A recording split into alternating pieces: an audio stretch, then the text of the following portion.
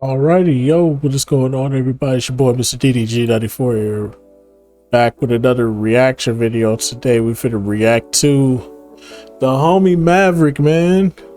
The homie Maverick. Make sure y'all go subscribe to his channel. Run them likes up, the views up, the comments up, the subscribers up, and all that good stuff over there on his channel. Go follow the homie on Twitch, man. Make sure y'all go support him over there. And yeah, man.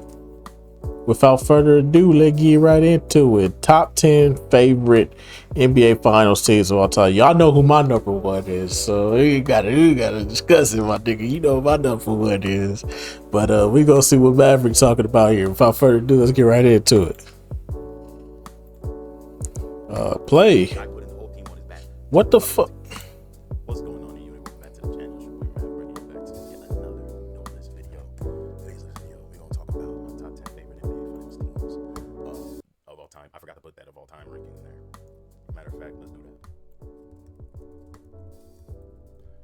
I might make I'm going to just be, this is just going to be a one-off until maybe another decade or so, or another 5 years or so comes through, because I want to wait until the 2020s are over to do a re-ranking to see if any more 2020s teams could sneak on here, because one of the 2020s teams actually made it on this list. I'm not going to tell y'all which until we get further into it, but yeah, y'all already know what's up. If you guys are already enjoying what you're seeing right here, don't forget to hit that like button, hit that subscribe button. If you are new, join the E-Unit, join the family, got plenty of room. And you know, leave a comment if you disagree with who I think are the 10 best NBA Finals teams of all time. Well, my favorite. You can have your favorites, because remember, you can have your own list if you can't respect my opinions. Also, don't forget to follow your boy on Twitch. We stream there every Sunday through Thursday, unless I go on IG or in a Twitch story and tell y'all I'm not coming that day. So yeah, we going hard over there. The E-Unit is strong over there. We are 4 more followers on their way for 200. So thank you all for those who have remained, for y'all support. And without further ado, let's dive into the list, man. Let's talk some basketball. Number 10. I need to sip my water because it's gonna be hefty, y'all. Now, before I begin, I'm going to say this.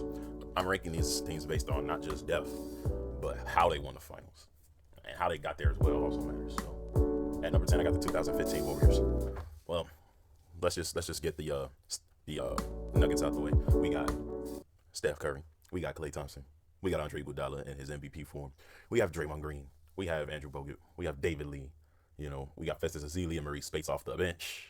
We got Sean Livingston. You know what I'm saying? We got Leandro Barbosa off the bench. We got a lot of great guys. Harrison Barnes. We got a lot of great guys for this Diva team. This finals run actually inspired a lot of coaches too. Yeah, hold on real quick. Hold on, cause Maverick mic is super low. I got the volume max all the way out. I'm finna put my OBS mic settings up. I'm telling y'all, bro. Some of y'all niggas need it, bro. Some of y'all niggas need these mic settings, bro. For real. I'm gonna have to put it up there, but hold on real quick. Let me hold on. Pause it real quick. All right. Hopefully this loud enough. Um, reintroduce a small ball lineup, because what Steve Kerr did was stuff of genius here. Having Draymond at center and having those guys, you know, pretty much pace them back and forth up and down the court. You know what I'm saying? Shit was hard. And then, like, I remember in the last game, they held LeBron to 13 or 33 field goal shooting, which is not a very good percentage. You know what I'm saying? And a lot of people think Curry should have got this MVP, but you know, Curry is a one-way player. You know what I'm saying? And like I said, there's a lot of players I like on this team, and this was before the Warriors hype and all of that would get out of control. This was way before that. I liked them around this year because, you know, you didn't know that they were coming because the year previous they got eliminated by the Los Angeles Clippers, and David Lee was in and out the starting lineup because of injury, so you didn't know if he was going to be a factor or not. In which he was a light off the bench, because by the time the finals came he did get healthy, but he did play most of the playoffs. So, and y'all know that's my favorite, one of my favorite Warriors of all time. So, but yeah, man. Overall, the reason why this team isn't higher is because Curry and Clay were the only star powers. And on top of that, they played small. But going into number 9. I had a tough decision to make, because I really, really loved the redemption arc of Kobe Bryant.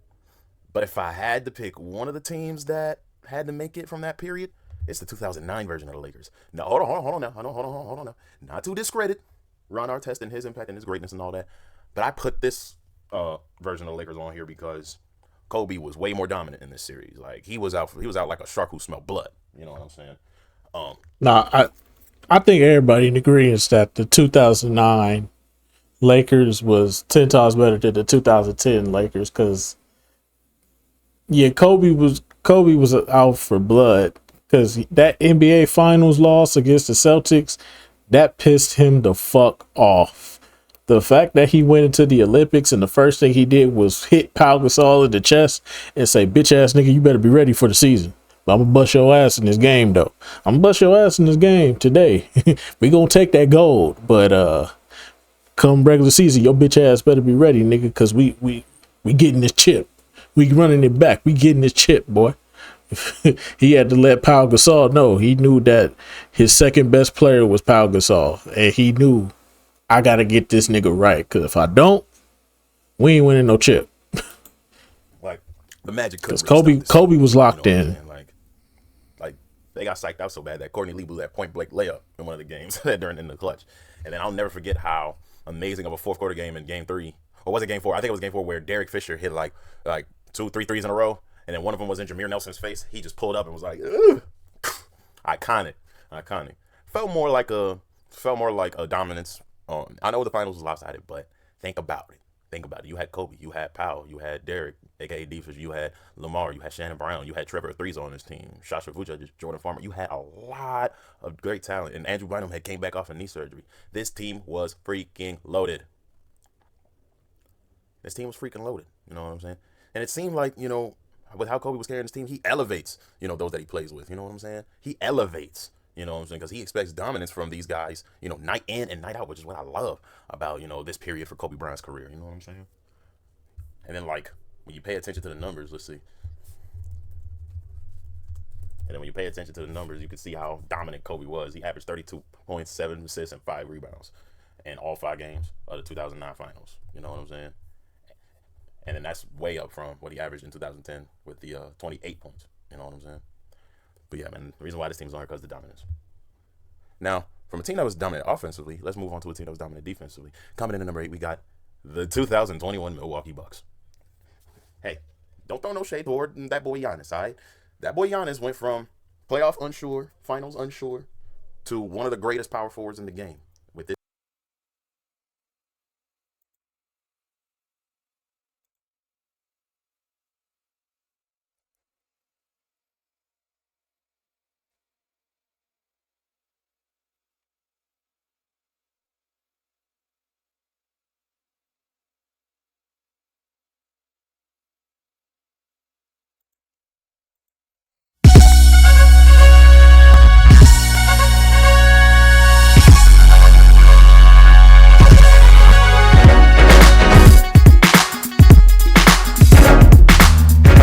The greatest championship team of all time. I don't care.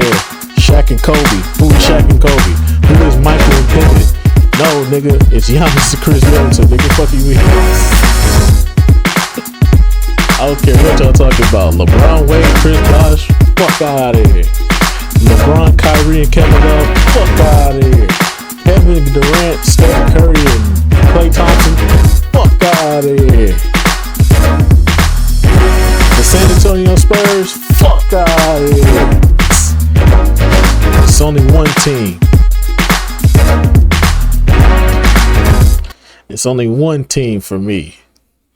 And it's the hometown team, the Milwaukee, the 2021 Milwaukee Bucks. Hey, we get one this year, man. Bucks is 6 this year, nigga. The East is weak. Tatum gone, Halliburton gone. Giannis is clearly the best player in the East by far. It's our championship to lose at this point. So yeah, man, I don't care what anybody say. This is the greatest NBA championship team of all time, in my personal opinion. I don't care. Gonna always be my number one. Always, nigga. 414, that's all I know. 262, what it do? Michael Jordan, who? Kobe Bryant, who? Shaq, who? Nah, nigga.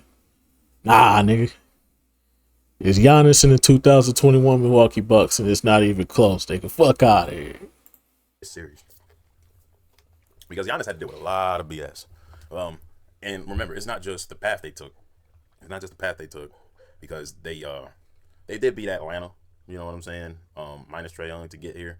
You know what I'm saying? But their toughest test was against. I think they played against. I think they played against Philly, and then Philly was fully healthy, and they had MVP Joel. No, Yeah, there's that. no, Um, and then no. We did not play against Philly. Philly played against Washington in the first round. Philly played against Washington in the first round against Russell Westbrook and Bradley Beal. Then they faced off against the Atlanta Hawks in the second round, which is where the Ben Simmons situation happened, where that nigga tossed the ball when he had a wide open dunk, and the only person in the paint was Trae Young, and he clearly could have dunked that, but he passed the ball like a fucking bitch. And that's when everybody realized, yeah, Ben Simmons ain't it. No, we faced the Miami Heat in the first round. We got our get back against the Miami Heat in the first round. We went into a dog fight against the fucking Brooklyn Nets. If everybody keep talking about it, KD didn't have his foot on the line, you guys would have never made it. Boo-hoo, shoulda, coulda, woulda, but it didn't happen. And plus, on top of that, he had 5 extra minutes to get the job done. And you know what happened, Brooklyn Net fans? You know what happened, all the Bucks haters out there in the world? You want to know what happened? He failed. Your boy Kevin Durant failed. He could have easily won the game. Yes, he could have won the game if his feet wasn't built like hockey sticks. Absolutely. But he had 5 extra minutes to get the job done. It don't matter, bro. I say the same thing about the 2018 finals. It don't matter if J.R. Smith fucked up at the end. The reality is you have 5 extra minutes to get the job done. LeBron James didn't show up in that overtime. And you know what happened? They got swept. Fuck out of here, nigga. I ain't trying to hear that bullshit, nigga. You had 5 extra minutes to get the job done. That boy wasn't built like that. We locked him down. We got the job done. Giannis and Chris Middleton went crazy in that overtime. We did what we had to do to secure the win, and we went on to the NBA Finals and we won the chip, and that's all that fucking matters, dog. Don't tell me shit. Fuck that Brooklyn Nets series, bro. They had 5 extra minutes to get the job done. That nigga threw up an air ball at the end because he couldn't hang. He had another opportunity. He threw up an air ball. Lock that boy down. Fuck you mean, nigga. Fuck that shit, bro. We won. Boo-hoo. Get over it. We champs now. Fuck you mean, nigga. So sick and tired of y'all bringing up that fucking Kevin Durant shit.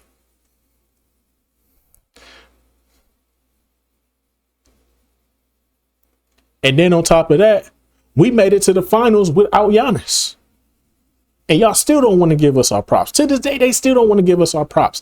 And we got to the finals without Giannis. If you forgot, Giannis got injured in the conference finals because Clint Capella bitch ass didn't know.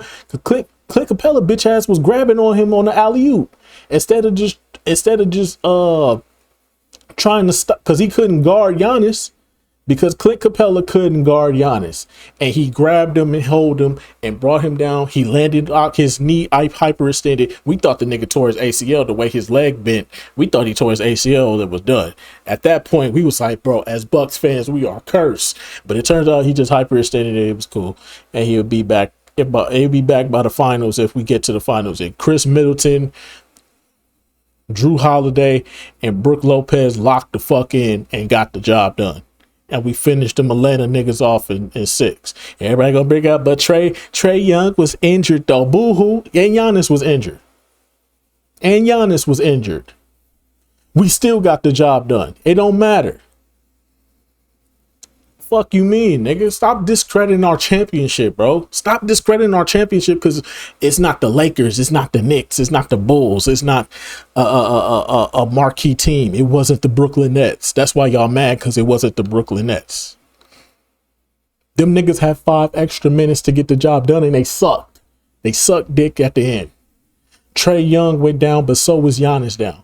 Atlanta had a chance to prove what's wrong. Atlanta had a chance to shock the world and prove everybody wrong that they could actually do this. The Phoenix Suns was up 2 games. Could have easily swept us and got the job done. We came back and we reverse swept them. We won 4 games in a row.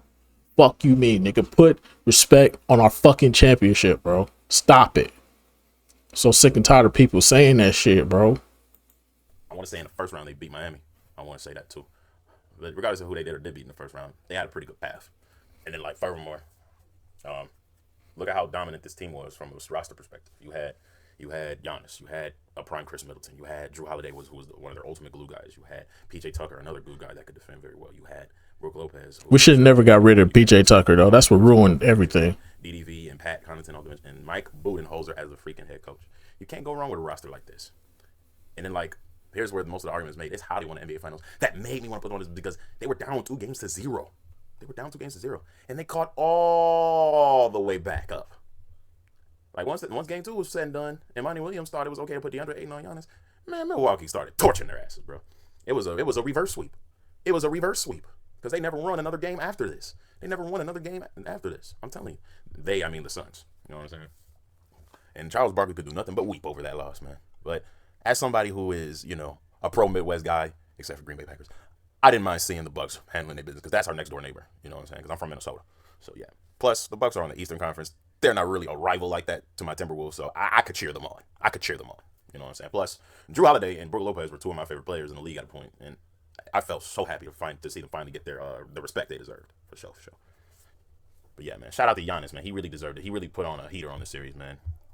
Fought through all the crowd noise and while he was at the free throw line, made the clutch free throws, dropped damn near a 50 bag on them niggas, man. Damn 50 bag on them niggas during one of them games, man. So yeah, well-deserved title. And this was the last year we would get Rachel Nichols, to cover at the NBA. This was the last year we would get Rachel Nichols because I remember Giannis handed the trophy over to Rachel Nichols and let her hold it. That was pretty wholesome. Shout out Giannis. But anyway, coming in number 7, I have the 2006 Miami Heat, and the reason why is because number one, I like the storyline going in. To where, like, as big of an ego as Shaq had, he had to humble down and realize that he was past his prime. Number one. Number two, Gary Payton. And then Gary Payton had a lot of influence on that. He was telling Shaq, hey, man, look, we owe, bro. We owe. We got to let Wade carry us, bro. We got to let Ray carry us. We owe. So, yeah, man. Number two, look at how deep this roster is. You had Dwayne Wade in his prime. Unstoppable. We had Shaq and, Shaq and Alonzo Mourning post-prime. We had young Udonis Haslem when he had braids. We had a near prime Jason Williams. We had. Let's be real. This team was good enough to get you one championship, and that was it. This team was old as shit. Let's go down the roster. Shaq clearly stepping out of his prime at this point. Nigga was averaging like 13 to 12 points a game during that finals. Jason Williams was still good. Jason Williams was still good to go. Antoine Walker clearly passed his prime. Gary Payton, but it was time to pack it up. The glove was turning into the mitten. But Alonzo Mourning, I mean, this would probably be the most healthiest Alonzo Mourning was for that season. James Posey, he still has some good years left in him. Jason Capono, I think he was like his second or third year at this point.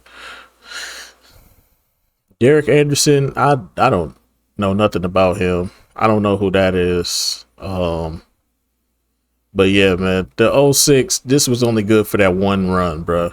They had enough veteran presence to get the job done. It was only good for one run, though. After that, it was over. Antoine Walker still in his prime. We had Gary Payton post prime. We had James Posey, who's a nice 3-and-D guy. Jason Capono, who's a sniper. Like, this team is pretty deep. Like, it wasn't full of necessarily like stars because the only stars were Wade and Shaq, obviously. Because at this point, Zoe and Gary Payton and Jason Williams were no longer all-star material. So it was just a young guy with a team full of vets, allowing him to carry them to the promised land. That's what I like about this team. You know what I'm saying? They didn't necessarily need to stack the roster full of high-end talent in their prime still. Like, you had one guy in his prime while the rest were post-prime or not developed yet like Udonis was, and y'all still went on one of the best finals runs of all time. That series against Detroit, classic. And just like the Bucks before them, they also overcame a 2-0 deficit against the Dallas Mavericks in the finals. And I liked me some Dirk. You know what I'm saying? I liked me some Dirk. Pause, no Diddy. You know what I'm saying? But I knew Dwayne was eventually going to turn it into another gear once the series got back to Miami, man. Controversy aside, and, people saying that, oh, it was the referees. All of that aside, let's just keep it real, bro. Dwayne averaged 35 points per game. They couldn't do and was nothing getting to with the him. free throw line a whole bunch because the Dallas Mavericks could not stop Dwayne. They Now, couldn't do the nothing Dallas with him. Mavericks, It's just what I keep saying, bro. If you really look back at this, they couldn't do nothing with him. Jason Terry couldn't run with him. Who else they had? Devin Harris. Devin Harris, I think, was in his second season. He was making all type of rookie mistakes. Devin Harris was. I think he kept getting bitched in the fourth, bro. They let him play the first. He'd do good in the first half. The second half, he start fucking up. They bench him by the fourth, bro. So Devin Harris couldn't do nothing with Dwayne Wade. He be in foul trouble or he just fucked up too much to the point where Avery Johnson couldn't trust him on the floor no more. Who else did they have on that team? That Dallas Mavericks team. Josh Howard, he was pretty much young. He was pretty much young and in his prime. He was pretty much young, but he wasn't as good as he would be the following year. Yeah, he wasn't as good as he would be the following year. And then the rest of the players, yeah, they couldn't do nothing with Dwayne Wade. All them players on that Dallas Mavericks team couldn't do shit with Dwayne Wade. I'm telling y'all, bro, he put on a Michael Jordan-esque performance, bro. I'm telling y'all. People don't want to give Dwayne Wade his credit, bro. This is when he became well, actually, he was already one of my favorite players because he already played, because I saw him play at Marquette, you know. But aside from him playing at Marquette,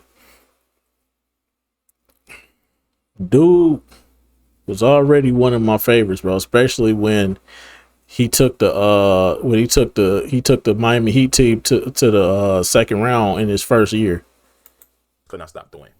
Like, dude, they had no choice. You hear me? No freaking choice but to foul Dwayne. Okay, this is when he was the Flash. All right. Before he hurt his knees, Dwayne Wade was one of the most unstoppable guards in the league, man. Facts. Top 3 literally every year in MVP voting damn near. But Dallas didn't have nobody fast enough to keep up with. You know what I'm saying? I damn near equate this job to what Giannis did in 2021 because it was pretty much, a guy putting the whole team on his back to recover their team from a big, big deficit. This is the epitome of never lose hope and keep trying. I love these series right here. But anyway, I rabbled on too much about these teams because I love them so much. Coming on at number 6. I had to put at least one 90s team on here. And if I had to pick one, it's the 96 Bulls. Reason why? Well, very simple. You can't be the greatest team of all time and not get the NBA championship. You cannot be the greatest team of all time and not get the NBA championship. Okay? These guys had the best record of all time up until regular season record up until 2016 with the 72-10 record. But why did I pick these guys over the 16 Warriors? For one big reason. They actually won the finals. And they won it against some odds because they went up pretty big. You know what I'm saying? And they had a challenge because once the 3-0 deficit was set in, the Sonics coach pretty much was like, we're gonna put Gary Payton on Michael. He's the reigning defensive player of the year. Instead of having him guard the point guard, Ron Harper. Instead of having him guard Ron Harper, we're gonna put him against Michael. And as frustrated as Michael got, these Bulls still found a way to make it past the Seattle Sonics. You know what I'm saying? And the Seattle Sonics around this time, they were no slouches. You know what I'm saying? They had Sean Kemp's prime, Gary Payton, Deadly Shrimp, Nathan Millen. They had a nice little roster, but they fell prey to playing against Jordan in his prime. You know what I'm saying? Dennis Rodman and Scottie Pippen basically took over this series. Was Jordan, because this, ironically, as great as this team was, this was probably Jordan's worst finals. It wasn't bad per se, but he definitely struggled when they put Gary Payton on him. But Dennis Rodman and Scottie Pippen came to the rescue, bro. Mainly Dennis Rodman, though. Dennis Rodman went crazy in the series. A lot of people say Dennis Rodman should have won Finals MVP over Jordan. Debatable, but it's a valid argument for that. And then, Chicago had quite the path because the year previous, they went up against Orlando and lost. This year, they went up against Orlando and swept them to get to the finals. And even before that, beat Ewing and Starks and the New York Knicks again. You know what I'm saying? Though these guys were not slouches. This is not, a reflection of, the quote-unquote weak competition that Jordan had to go up to. The 90s were not the plumbers and firemen era. Not by a long shot. You know what I'm saying? When Jordan was in his prime, the Eastern Conference was at the peak of its powers. Yeah. You know what I'm saying? And the West, historically, they always been tougher. So you already know it's all no love lost. You know what I'm saying? Between whoever Michael was going up against in the West. You know what I'm saying?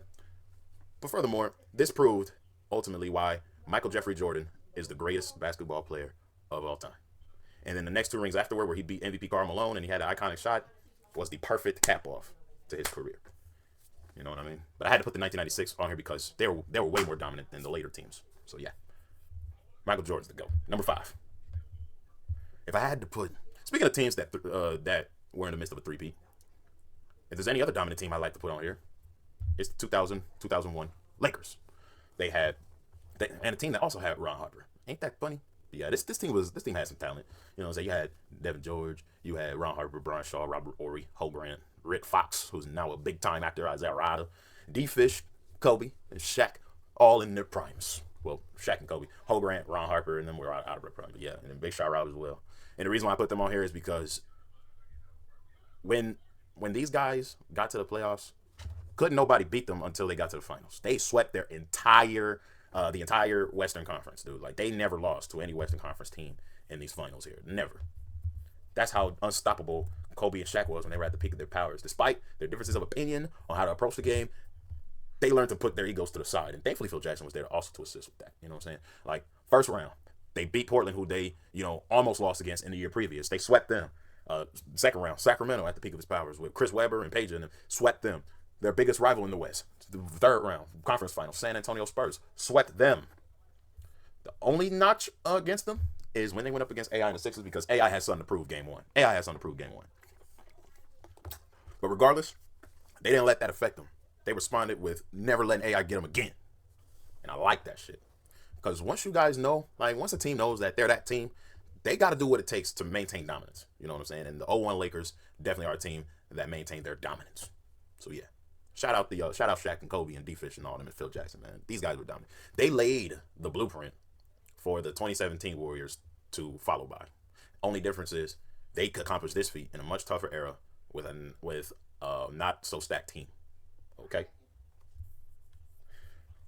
Excuse me. Coming in number 4, we got the 2014 San Antonio Spurs. Reason why is because I think at the time they had the largest finals margin of victory of all time against belt to ass 2014 Heat, which was the last of the Heat. And I hate how people try to bring up how LeBron didn't have no help in this finals. That's why he lost. No, nigga. They locked down everybody. They locked down LeBron. You can bring up LeBron stats all you want to, but he struggled in this series. They was on his ass. They turned LeBron into a jump shooter. They made sure that paint was clogged. And Kawhi was on LeBron ass. There's a reason why Kawhi Leonard got the finals MVP, bro. There's a reason why. They put belt to ass on the Miami Heat, bro. Nah. I remember this, bro. They turned LeBron into a jump shooter, and it's just a matter of fact, he recently on his weak ass little podcast with Kevin Durant, Steve Nash, he recently admitted that he cannot shoot mid-ranges. Mid-ranges was his weakness, and they turned him into a jump shooter. And guess what? He took so many mid-ranges and he clanked so many of them. LeBron, I'm telling y'all, bro, LeBron never truly developed like y'all think he did. He's not as cold as y'all think he is, bro. Y'all can bring up them stats all you want to, bro. That man did not develop properly, bro. The Heat Big Three. You know what I'm saying? Y'all know what I mean by the Heels. But yeah, this was an absolute manhandling. Like, this was not even like a gentleman's sweep. Like, it felt like a sweep. Like, they only let game 2 slip. You know what I'm saying? Because LeBron could not be denied. But yeah, Kawhi, he was dominant pretty much the whole series. Ginobili, he was on fire this series. Everybody got hot. Ginobili, Parker, Marco Bellinelli, Patrick Mills, Danny Green. Still, you know what I'm saying? He wasn't as hot as the previous year's finals, but he was still hot. Kawhi hitting shot after shot after shot. Shoot, Ginobili dunked on Bosh this series, man. And then, like, what made this finals extra special is that the Spurs were a team full of like international ballers coming on there representing. You know what I'm saying? You had Aaron Baines of Australia, even though he only got minutes because the game was out of reach. We had Thiago Splitter from Brazil, Patrick Mills also from Australia. You had Tony Parker, he's from France. Ginobili is Argentinian. Argentine. We got Manu Ginobili, who is not Manu Ginobili. I'm sorry, Marco Bellinelli, who's Italian. You know what I'm saying? Tony Parker and Boris Diaw are French. You know what I'm saying? And if you want to stretch it, because technically this is an island nation, Tim Duncan is from the Virgin Islands, but that counts as a U.S. territory for those who didn't pass geography class. But yeah, man, it was a collective of, you know what I'm saying, people from, it's like an all Olympic team just formed in the San Antonio Spurs, and they showed what I like to call the most beautiful style of basketball I have ever seen. The only team's ball movement that is relatively close were the Warriors teams that came right after. Not the Hawks teams. Not the Hawks team. No. The Warriors team that came right after damn near had ball movement on a similar level to the Spurs. Shout out the Spurs, man. They ended prime LeBron. Coming in at number 3, we got the 2004 Detroit Pistons. And the reason why? Because this team was the ultimate underdog. Because they went up against a very stacked Los Angeles Lakers team that had Kobe, Shaq, Gary Payton, Karl Malone. They had, they still had Rick Fox still. They still had Derek Fisher. The only subtraction that was major was Robert Horry, because he went to the Spurs previous offseason. He went to the Spurs during the offseason before this, so that was the only really, really big loss. Other than that, that Lakers team was stacked, but they didn't have heart. They didn't have chemistry. See, this Detroit team, they had chemistry. However, they did have something unorthodox, and what was unorthodox was they didn't have a high-end all-star player. You know what I'm saying? Around this time, because Chauncey Billups wasn't making no all-star rosters. Neither was Ben Wallace at the time. You know what I'm saying? They had the most unconventional team to make it. Actually, Ben Wallace was an all-star, sir. This year and the year before that. 2003, 2004, Ben Wallace was an all-star, technically. And Rasheed Wallace was also an all-star while he was with the Blazers. The NBA Finals and win. That's what I love about this team. 5 guys, all selfless, focused on grit and grind and hustle. You know what I'm saying? And playing for each other. You know what I'm saying? Chauncey, Rip, Tayshaun, Big Ben, Sheed. And Sheed was on his way to technically fouling himself out of the league, because a lot of teams didn't want him because of his, issues with, running his mouth to refs and all of that. You know what I'm saying? But the fact that they were able to, dismantle the Kobe Shaq Lakers like how they did is stuff of legend. You know what I'm saying? Marring all the outside stuff that was happening around that time, when the Pistons came on the court, they knew that they had the edges on them both mentally and physically. You know what I'm saying? Because they showed on the court. I watched the interview with Chauncey Billups on, I think it was Matt Barnes or Steven Jackson's podcast. I don't remember. It was some podcast. He said that we knew that we couldn't, stop Shaq all at once. So we let Shaq just get his touches whenever he got the ball. And once we knew that, we knew Kobe would get frustrated and start trying to force shots and all of that. Because, they knew Kobe was trying to win the finals on his own. So when they saw Kobe break up the ball, they moved the pressure upwards, so that way it could force Shaq out of the paint to try to go and get the ball if the ball was passed to him. You know what I'm saying? They moved the pressure up on Kobe and made him work harder for his shots instead of smarter like he always does. So for that, I respect the hell out of the 2004 Detroit Pistons, man. And then, like I said, I love an underdog story. I really do. I mean, they beat the Nets to get here, who beat them the previous year, too. I got to mention that, too. That was fire, too. Anyway. Second place. Speaking of underdogs, I got to put the team on here that arguably had the greatest playoff run of all time. And that's the 2011 Dallas Mavericks. And why are the 2011 Mavericks this high? Well, simple. Dirk was their only certified all-star this year. Everybody else was either post-prime or young and developing. Jason Kidd, 38 years old, out of his prime. Jason Terry, towards the downward stroke of his other mountain of his prime. Pause. No, not in this series, brother. I actually went back and watched this series. Jason Terry was low key. Like, Dirk had some moments in these finals where he was just he was clanking, bro. He was just clanking shot after shot. His shot wasn't falling for him. And Jason Terry was really like he was going crazy in this series. I'm not going to hold you, bro. This was probably the peak of Jason Terry's career at this point. He was going crazy in this series. Going back and watching this, bro, Jason Terry low-key could have been finals MVP. Low-key could have been. If that closeout game, Dirk don't go crazy. If Dirk didn't go crazy in that closeout game in Game 6, Jason Terry would have probably walked away with the finals MVP. Everybody would have been looking shocked. Shawn Marion. Same thing. Dirk Nowitzki still in the middle of his prime. Tyson Chandler still very young and developing, especially as a rim protector. Then you had Deshaun Stevenson, who was their starting shooting guard, 3-and-D wing, not as impactful, but still very, very key in some situations, especially when it came to playing that tough defense on LeBron that frazzled him. JJ Barea, pretty much the same thing, but younger. And then like you had Pager coming off the bench, Brandon Haywood, Brian Cardinal, who could shoot decent threes. This team was pretty stacked. You know what I'm saying? But Dirk was the only guy in his prime still. You know what I mean? Dirk was the only guy in his prime still. And even their path, like, let's talk about it. They beat the Brandon Roy, LaMarcus Aldridge, Gerald Wallace Blazers in 6 games in the first round. And in the second round, they swept the defending champ Los Angeles Lakers, who had Kobe and Pau Gasol on their team. And then in the third round, they beat the Oklahoma City Thunder with Kevin Durant, Serge Ibaka, Russell Westbrook, and James Harden on their team. And then once they got to the finals, everybody thought that Dirk was going to choke again because of what happened when he faced the Heat 5 years ago. But that wasn't the case here. When he went against Wade, LeBron, and Bosh, Game 1 looked like a slaughtering, but Game 2 was when I feel like Dallas got a surge of momentum. You know what I'm saying? Especially when they came back from that huge deficit late in the game, and then Dirk hit that he spun around Bosh and then hit that tough lefty layup off the glass to seal the game, and Wade missed the game-winning 3.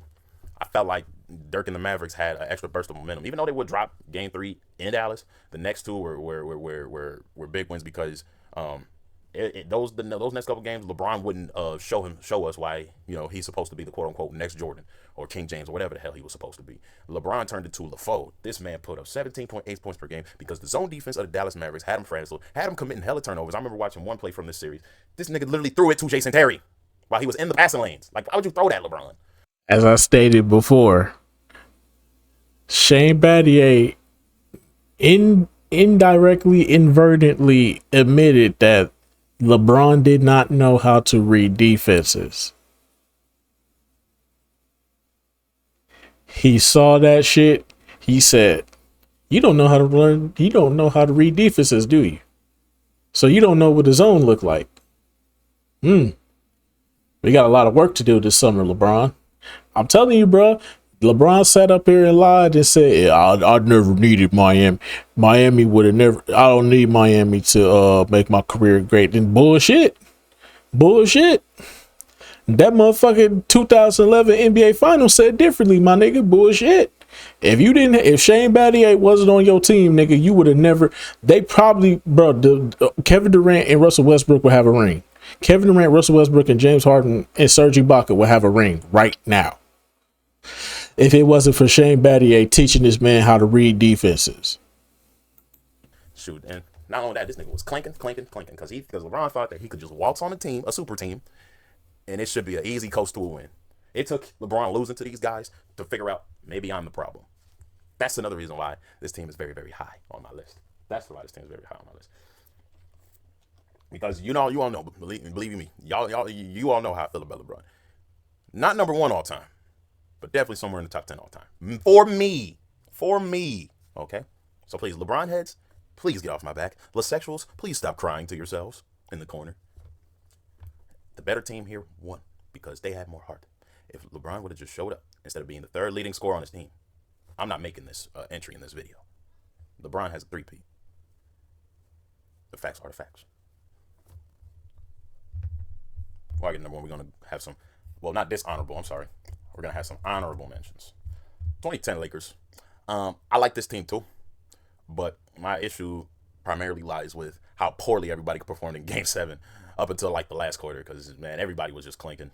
But it still felt good to see Kobe exercise his demons from 2008. It still felt good. I have the 1990 Pistons because they gave Michael Jordan hell. You know what I mean? And more importantly, they gave the LA Lakers hell as well. You know what I'm saying? Because marring Magic Johnson's hamstring injury. No, you thinking of the 89 Pistons, my brother. You thinking of the 89 Pistons. They faced the Trailblazers in 90 when they went back to back. They faced the Trailblazers. The first one in 89 was a rematch of 88, which was the Lakers. This Pistons team actually exercised their demons from years ago in the 88 finals when a phantom foul on Bill Laimbeer was called when he got close to Kareem to bother his legendary hook shot. When he had his hand up like this, they called a phantom foul. And the referee, blow the whistle, even though he was in legal guarding position, which allowed Kareem to get to the free throw line and pretty much seal the series away. The Pistons exercised their demons here in this finals. You know what I'm saying? They got their revenge. Similar to that Lakers team I just got done talking about, that 2010 Lakers team. They got their revenge. So, yeah. 2012 Heat. Now, the sexuals, put your lotion away, okay? Because I'm only going to be brief here. I had to put this team in here because this was the most dominant run that LeBron ever had to a championship. Yep. This is the best version of LeBron I have ever. Yeah, this is the best version. 2012 LeBron is undeniably his best by far. Y'all keep overhyping 2018, bro. They got swept in the finals. That shit is trash, my nigga. That shit is trash, my nigga. That shit is fucking trash, dog. Get the fuck off the airwaves. Try. That shit is fucking trash, my nigga. He got swept in the finals, bro. That's not a goated. Y'all keep bringing up 2018 LeBron. No, 2012 LeBron is the best version of LeBron all time, bro. That 46 piece he gave Boston to keep the series alive and force a game 7. That was peak LeBron, bro. That was peak LeBron right there. His first ring was his best ring. Every other ring after that, Ray Allen saved him. Kyrie saved him. COVID saved. Let's be real. Let's be real. Seen. And I'm like, this is what we needed from you last year, LeBron. When I saw him hoist that championship, when I saw him host the championship trophy and, you know, his massive performance in this finals. You know what I'm saying? I felt like this is what we needed from him the whole time. Why couldn't he do this last year? Because, like, he actually worked on his bag. You know, he actually took time out to do some one-on-ones with Hakeem and all of that and work on his jump shot. You know what I mean? Like, this is the most complete version of LeBron ever. And also, I got to throw in this. This was the closest I've ever seen LeBron look like he belongs in the GOAT conversation. This was the closest. You know what I'm saying? Like, if you want to put a version of LeBron on it, that deserves GOAT level recognition. It's this one. It's this one. What can I say? 2017 Warriors. And primarily because they also swept the Western Conference, but the reason why they didn't make the list is because they had a greater degree of luck than the 01 Lakers, because Kawhi Leonard, actually no, Zaza Pachulia put his foot in Kawhi's landing zone, letting him roll his ankle, which changed the trajectory of his career from then on. Yep. Now, could they have beaten the Spurs even with Kawhi? Absolutely. Would they have swept the Spurs if Kawhi didn't get hurt? No. Hell, no. That would have been 6 or 7. In that first game, they had the lead until Kawhi got hurt. So that's a hell no. They was getting dog walk. Regardless of the fact. Bruh, they was getting dog walk. I remember, bro. I watched the first half of this game. I said, oh, Spurs got this. And I turned that shit off.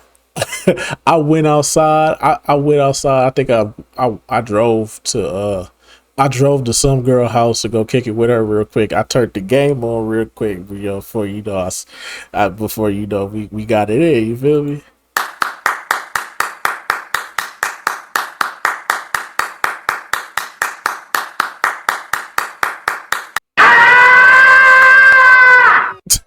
Before we got it in, you feel me? And I turned it on real quick just to see. Before I knew it, the game was down to like the last 2 minutes, and the Warriors was blowing the Spurs up. I said, "Get out! Get out! Get out! Get out! Get out!" I said, "Ain't no fucking way, bro."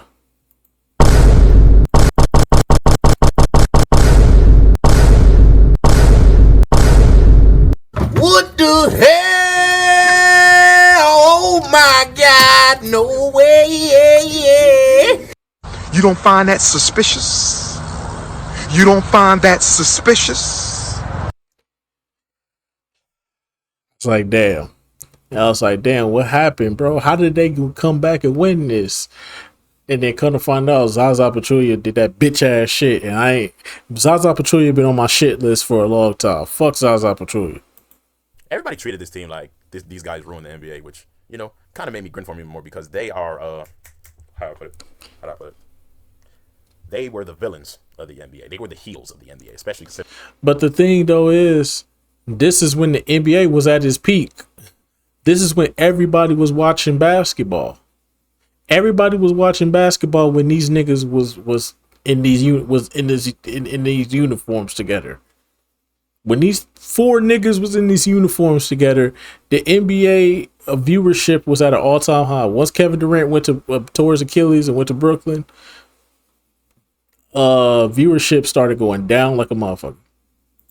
Kevin Durant left, OKC, a team that lost to Golden State in the previous year, to come to Golden State in order to win championships. A smart move, considering he didn't want to retire without no championships, but not so smart in terms of competitive acumen. Like I always say, I don't blame Durant for leaving OKC, but I do blame Durant for going to Golden State Warriors.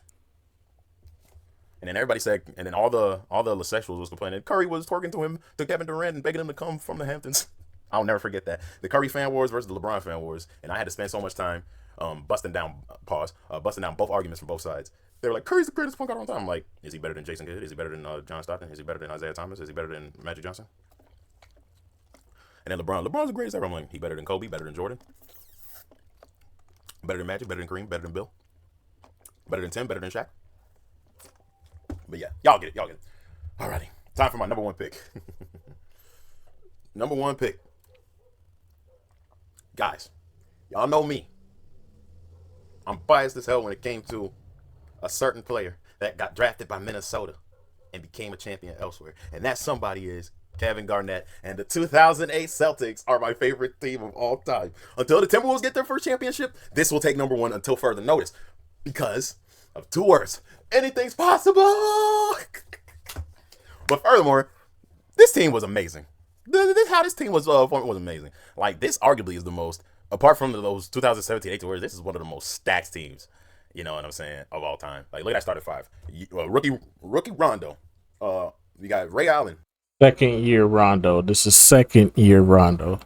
Still a dominant shooter. Arguably the greatest shooter of all time at that point. Paul Pierce, another great shooter, but a dominant 3-level scorer. Kevin Garnett. You know what I'm saying? Former 2004 MVP. You know what I'm saying? Fresh off of Eastern Conference Finals appearance 4 years before, where he bested the Los Angeles Lakers in 2 out of 6 games. Even though he didn't win, he still got a nice 2-game victories against them. You got Kendrick Perkins, who was young and developing, but he was their main defensive anchor and rim protector.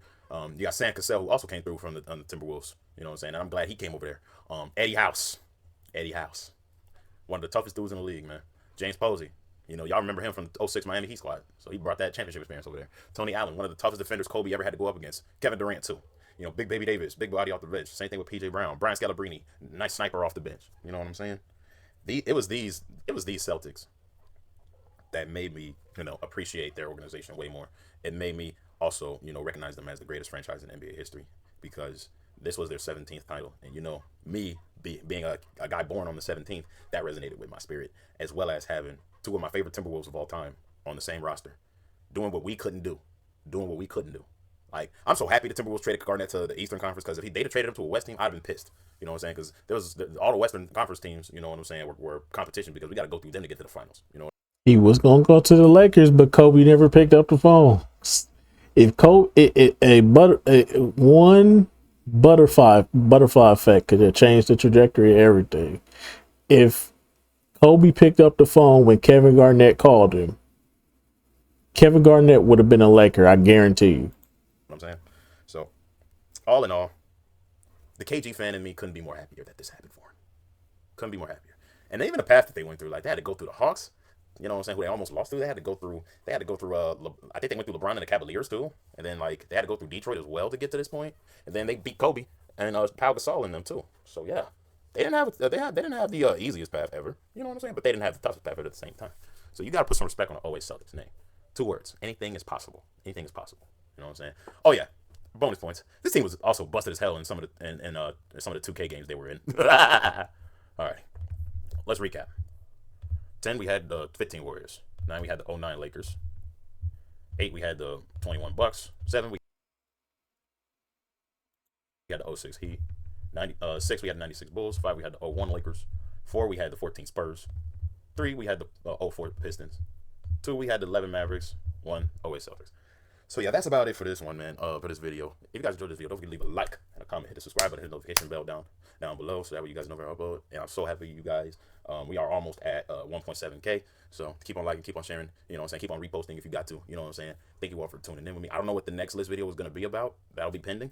But until then, you guys, I love y'all. Take care of yourselves. Maverick out. Deuces. Alrighty, man. That's just gonna about do it for this one, man. Shout out to the homie Maverick. Make sure y'all go subscribe to his channel.